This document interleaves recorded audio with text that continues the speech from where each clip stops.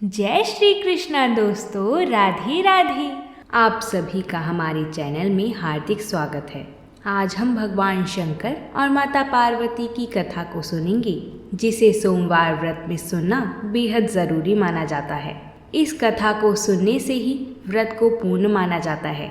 शिव पूजन के बाद इस कथा को सुनना चाहिए, लेकिन हर व्रत कथा से पहले विनायक जी की कहानी सुनने का नियम है। तो हम सर्वप्रथम विनायक जी की कथा को सुनेंगे। आइए शुरू करते हैं। ओम गण गणपते नमो नमः।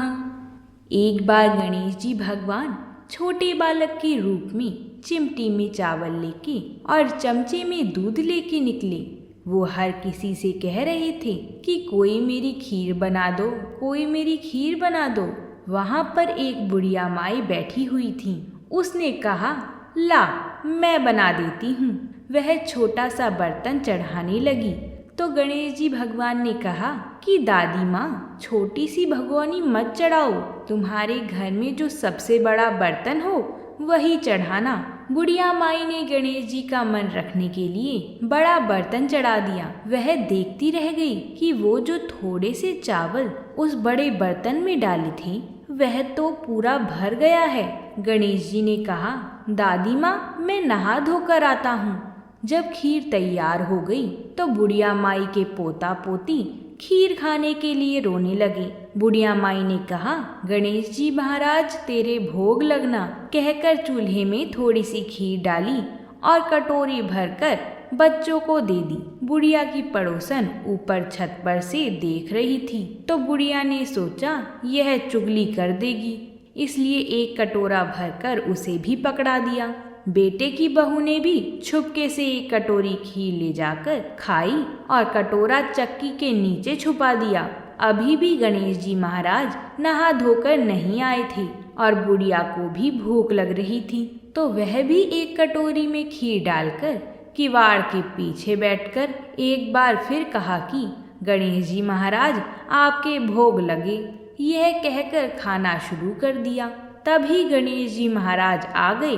बुढ़िया माई ने कहा, आजा रे गणेश, खीर खा ले, मैं तो तेरा ही इंतजार कर रही थी। तब गणेश जी ने कहा, दादी माँ, मैंने तो खीर पहले ही खा ली। बुढ़िया ने कहा, कब खाई? गणेश जी महाराज ने कहा, जब तेरे पोता पोती ने खाई तब मैंने खाई, जब तेरी पड़ोसन ने खाई तब मैंने खाई, और जब तेरी बहू ने खाई तब भी मैंने ही खाई, तब भी मैंने ही खाई थी। और अब जब तूने खाई तो मेरा पेट पूरा ही भर गया।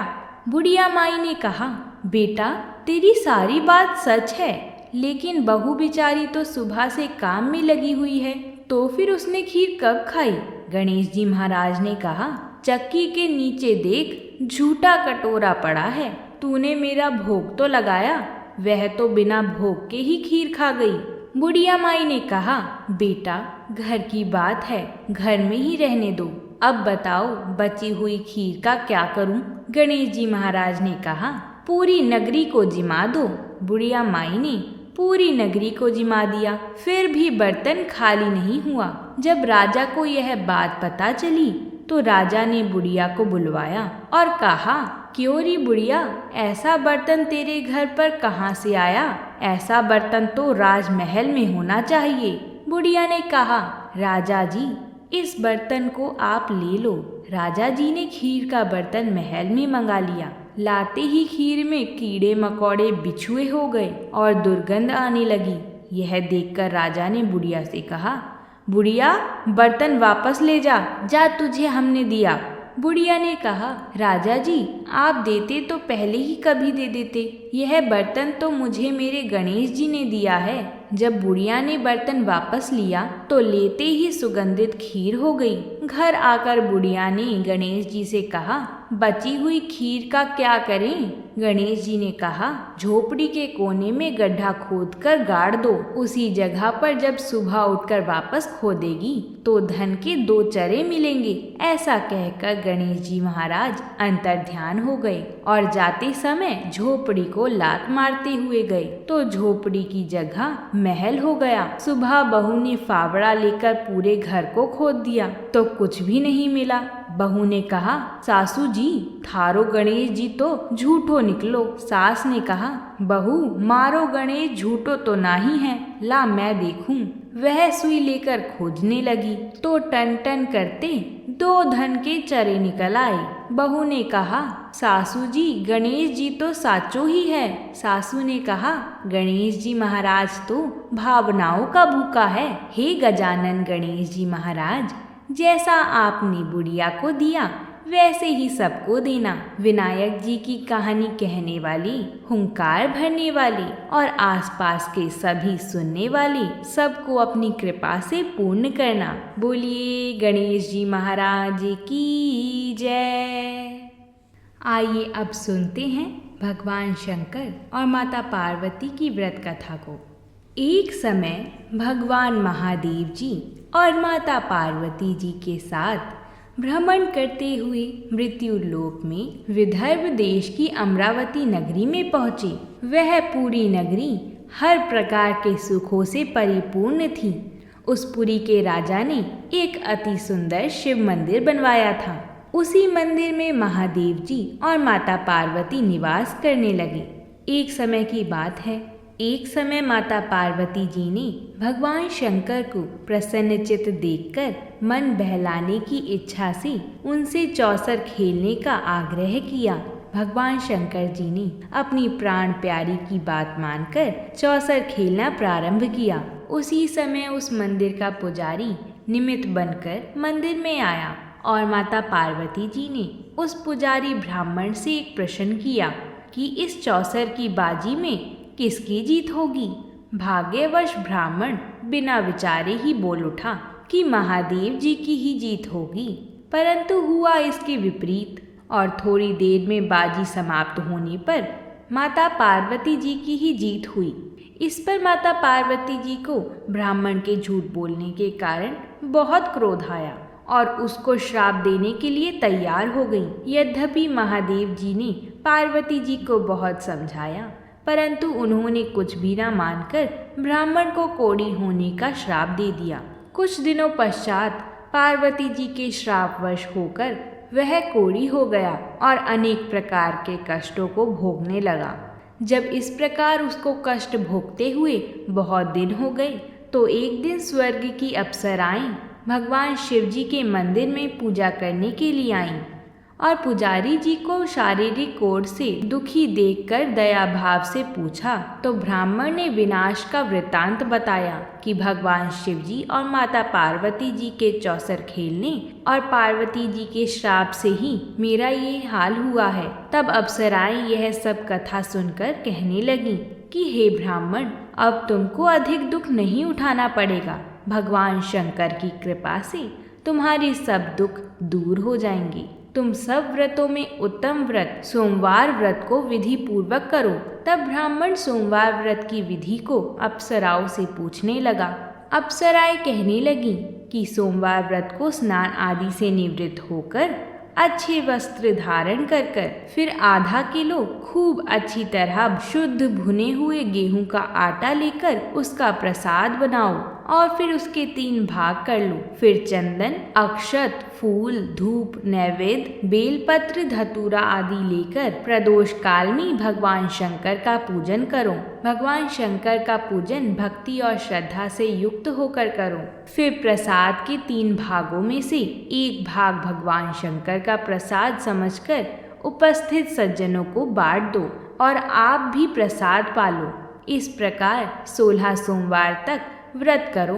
फिर 70वें सोमवार को पाव भर शुद्ध गेहूं का आटा लेकर उसकी बाटी बनाओ और उसमें घी, शक्कर, गुड़ परिणाम सहित मिलाकर चूरमा बनाओ और शिव जी का भोग लगाकर उपस्थित सज्जनों को बांट दो। साथ ही आप भी प्रसाद पालो।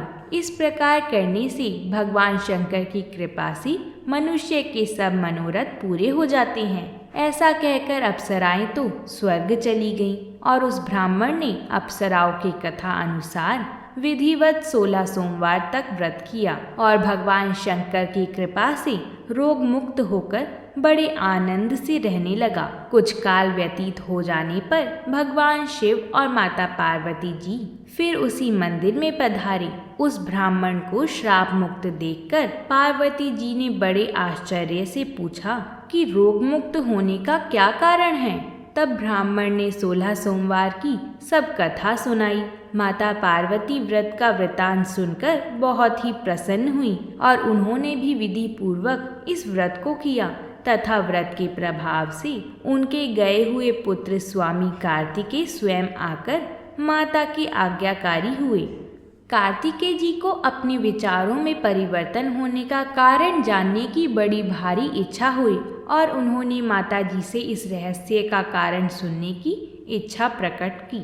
तब माता पार्वती जी ने 16 सोमवार व्रत की कथा सुनाई।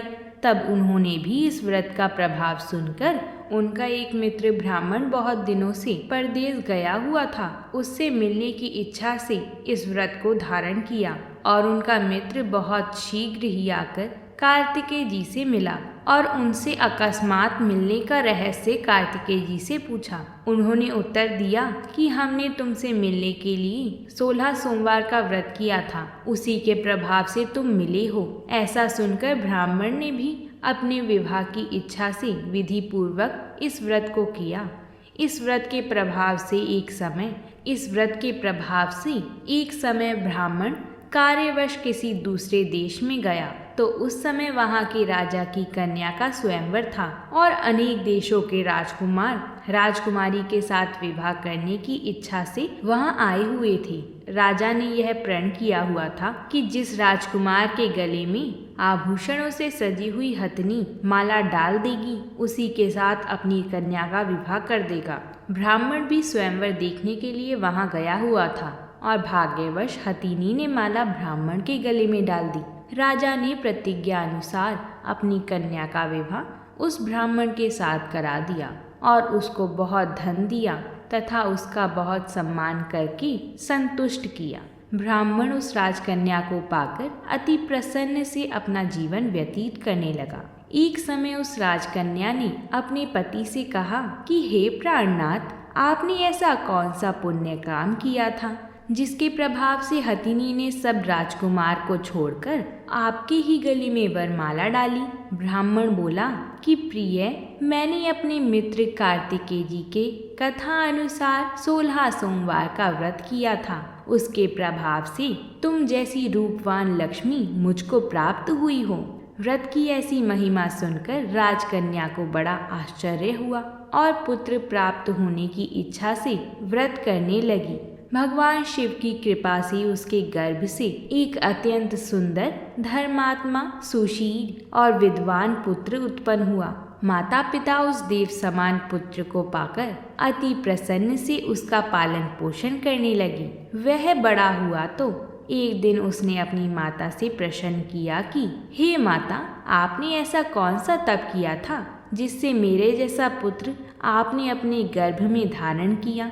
माता ने अपने पुत्र की प्रसन्नता के लिए वही 16 सोमवार व्रत का विधान कहा। जब पुत्र ने मनोवांछित फल देने वाले ऐसे सरल व्रत का वृतांत सुना तो वह भी राज्य अधिकार पाने की इच्छा से इस व्रत को करने लगा। उसी समय किसी देश के वृद्ध राजा के दूतों ने आकर उसको राजकन्या के योग्य समझकर कन्या का विवाह करके अति प्रसन्नता को प्राप्त हुआ। वृद्ध राजा के मृत्यु के पश्चात वही ब्राह्मण पुत्र राज्य सिंहासन पर बैठ गया, क्योंकि उस राजा के उस कन्या के अलावा कोई संतान नहीं थी। राज्य अधिकार पाने के पश्चात भी वह ब्राह्मण पुत्र सदैव 16 सोमवार का व्रत विधि पूर्वक करता रहा। वह 17वां सोमवार आया तो राजा ने पूजा सामग्री लेकर रानी को शिवालय चलने के लिए कहा, परंतु राजकन्या ने उसकी आज्ञा ना मानकर स्वयं शिवालय ना जाकर दास दासियों के हाथों सभी सामग्रियां भिजवा दी। जब राजा ने शिव जी का पूजन समाप्त किया तो आकाशवाणी हुई कि हे राजा, तुम अपनी इस रानी को राजमहल से निकाल दो, नहीं तो यह तुम्हारा सर्वनाश कर देगी। राजा को आकाशवाणी सुनकर बड़ा आश्चर्य और दुख हुआ और शिव जी की आकाशवाणी का सब वृतांत अपनी सभा में आकर सभी सदस्यों से कहा। सभासदों को यह सुनकर अत्यंत आश्चर्य हुआ और दुख हुआ कि जिस राजकन्या के कारण इसको राज प्राप्त हुआ उसी को निकालने के लिए सब प्रपंच रच रहा है, परंतु राजा ने उसको निकाल ही दिया। रानी अति दुखित होकर अपने भाग्य को कोसती हुई नगर से बाहर चली गई। पैरों में जूती नहीं, नंगे पैर, फटे हुए वस्त्र पहनी, भूख से दुखित रानी धीरे धीरे चलकर एक नगरी में पहुंची। वहां पर एक बुढ़िया कुछ सूत काटकर बेचने जा रही थी। रानी की दीन अवस्था देखकर कहने लगी कि तू मेरे साथ चलकर सूत बिकवा दे, मैं वृद्ध हूँ, कुछ भाव आदि का पता नहीं। रानी ने सूत की गठरी बुढ़िया के सर से उतारकर अपने सिर पर रख ली। अभी थोड़ी ही दूर गई होगी कि ऐसी आंधी आई कि बुढ़िया का सारा सूत पोटली समेत उड़ गया। बुढ़िया रोती और पछताती रह गई और रानी को अपने साथ से दूर रहने को कह दिया। तब रानी एक तेली के घर गई तो तेली के घर में जितने तेल के घड़े थे सब चटक गए। ऐसी दशा देखकर तेली ने उसको भाग्यहीन समझकर अपने घर से निकाल दिया। रानी इस प्रकार दुखी होकर एक नदी के तट पर जल पीने के लिए गई तो नदी का सब जल सूख गया। फिर रानी एक बाग में गई जिसमें एक बड़ा सुंदर सरोवर था।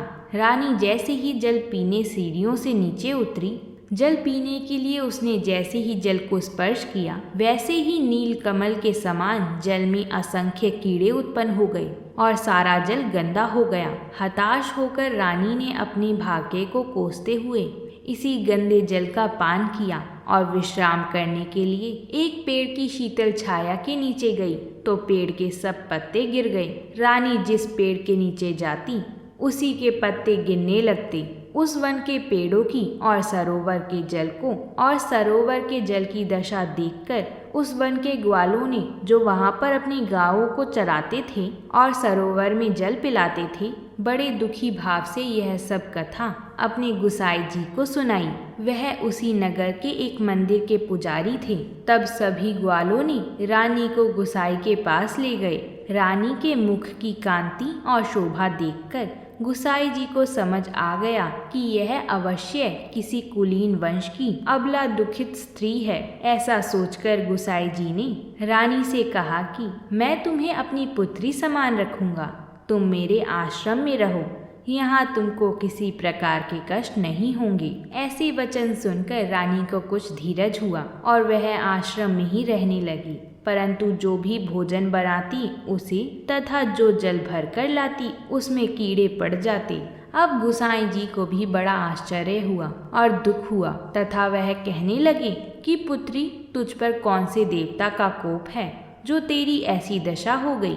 तब गुसाई जी की बात सुनकर रानी ने शिव पूजा का सारा वृतांत गुसाई जी को सुनाया। तो गुसाई जी ने अनेक प्रकार से भगवान शंकर की स्तुति की और रानी से कहने लगे कि पुत्री, तुम सब मनोरथ पूर्ण करने वाले 16 सोमवार का व्रत करो, उसके प्रभाव से ही तुम्हारे सब कष्ट दूर होंगे। गुसाई जी की आज्ञा अनुसार रानी ने 16 सोमवार के व्रत किए और 17वें सोमवार को पूजन से राजा के हृदय में विचार उत्पन्न हुआ कि रानी को गए बहुत समय हो गया है, न जाने कहाँ भटकती होंगी, अब उसे ढूंढना चाहिए। यह विचार कर चारों दिशाओं में अपने दूतों को रानी को ढूंढने के लिए भेजा। ढूंढते ढूंढते गुसाई जी के आश्रम में भी पहुंच गए और उनको सब वृतांत सुनाकर रानी को अपने साथ ले जाने के लिए कहा, परंतु गुसाई जी ने रानी को नहीं भेजा। तब दूतों ने रानी का पता और सब वृतांत जाकर राजा को सुनाया। राजा सब वृतांत सुनकर स्वयं गुसाई जी के आश्रम में गए और गुसाई जी से विनती भाव से कहने लगे कि महाराज, यह महारानी मेरी पत्नी है। भगवान शंकर के कोप से मैंने इसको त्याग दिया था। अब भगवान शंकर का कोप इस पर शांत हो गया है, इस कारण इसको लेने के लिए यहाँ आया हूँ।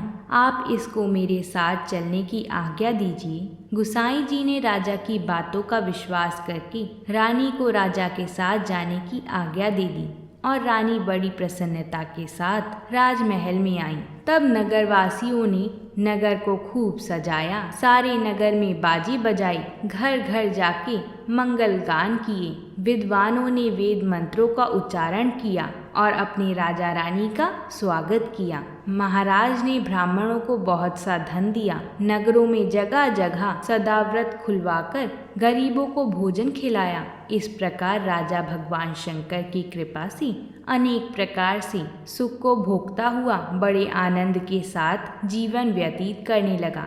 अब तो राजा और रानी दोनों ही प्रतिवर्ष 16 सोमवार के व्रत करते और शिव जी का पूजन विधि पूर्वक करते और इस लोक में अनेक प्रकार के सुखों को भोगकर शिवलोक को प्राप्त हुए। ऐसे ही जो मनुष्य भक्ति और श्रद्धा से पूर्ण होकर सोमवार का व्रत करता है तथा भगवान शिव जी का पूजन करता है, वह इस संसार में अनेक सुखों को भोगकर अंत समय में शिवपुरी को प्राप्त होता है। यह व्रत सर्व प्रकार से मनोरथ को पूर्ण करने वाला है। बोलिए भगवान शंकर की जय, बोलिए माता पार्वती जी की जय। तो दोस्तों, अगर आपको ये कथा अच्छी लगी हो तो कमेंट बॉक्स में हर हर महादेव ज़रूर लिखिएगा और आप सभी हमें सहयोग करने के लिए इस वीडियो को ज़्यादा से ज़्यादा शेयर और लाइक ज़रूर किया करें। साथ ही हमारे चैनल को भी सब्सक्राइब किया करें ताकि आने वाली व्रतों से जुड़ी कथाएं और जानकारियां आपको जल्द से जल्द मिल सकें। हर हर महादेव।